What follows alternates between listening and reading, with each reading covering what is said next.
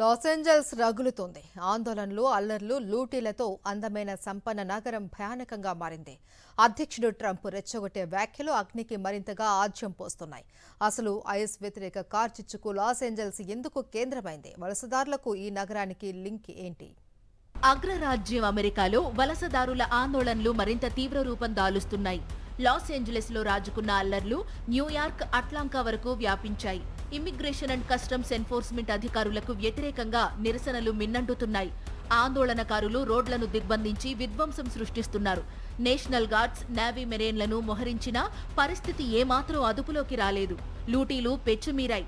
దీంతో Los Angeles down town ఏరియాలో curfew విధించారు నగర మేయర్. అమెరికాలో అత్యంత విలాసవంతమైన నగరాల్లో లాస్ ఏంజలస్ ఒకటి.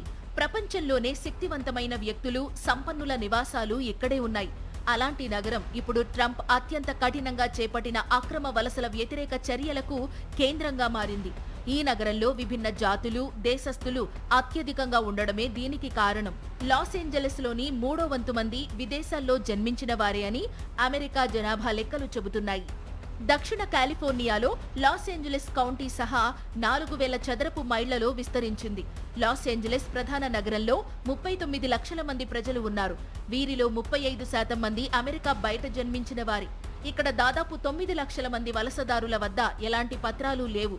లాస్ ఏంజలస్ కౌంటీలోని 18 లక్షల మంది హిస్పానిక్ లేదా లాటిన్ జాతులకు చెందినవారే. ఈ నగరం మొత్తంలో 56% మంది ఇంగ్లీష్ కాకుండా ఇంట్లో మరో భాషను మాట్లాడుకుంటారు.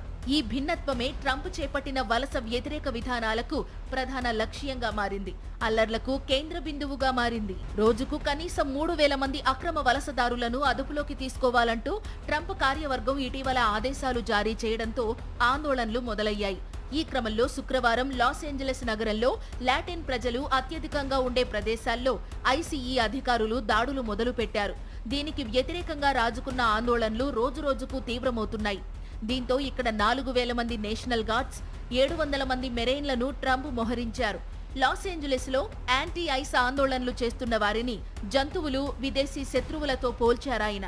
వీరి నుంచి లాస్ ఏంజలస్ కు విముక్తి కల్పిస్తామని ప్రతిజ్ఞ చేశారు. ఈ ప్రకటనలు, చర్యలు వలసదారులను మరింత రెచ్చగొడుతున్నాయి. దీంతో అందమైన లాస్ ఏంజలస్ నగరం భగ్గుమంటోంది. అగ్నిగుండంలా రగులుతోంది.